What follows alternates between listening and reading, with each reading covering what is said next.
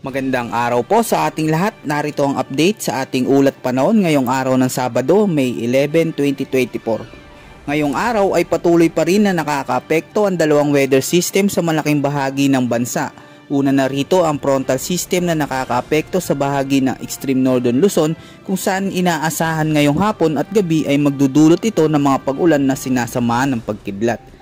Sa Batanes naman at Cagayan ay may inaasahan din makakapal na kaulapan na siyang magdadala ng mga biglaang pag-ulan dulot pa rin ng localized thunderstorms.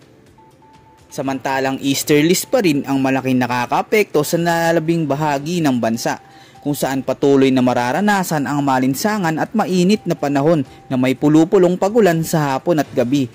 Para naman sa ulat panahon ngayong araw ay mataas ang tsansa ng mga biglaang pag-ulan sa malaking bahagi ng Luzon dahil sa localized thunderstorms.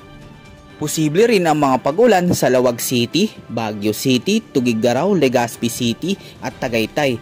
Ang mga pag-ulan na ito ay epekto ng salubungan ng mainit at malamig na panahon.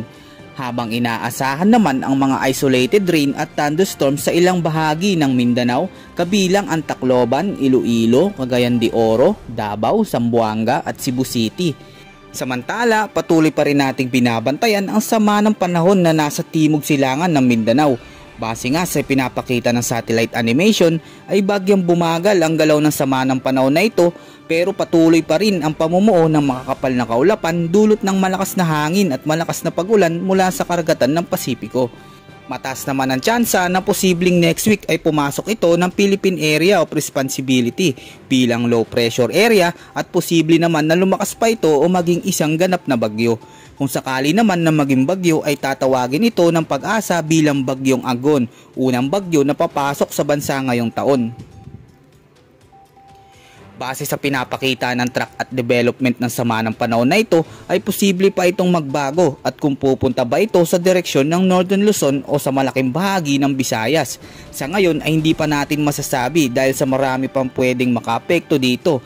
Yan ang ating susuriin sa mga susunod nating update. Kung sakaling maging ganap na bagyo at pupunta sa malaking bahagi ng bansa ay posible ang landfall scenario sa kalupaan.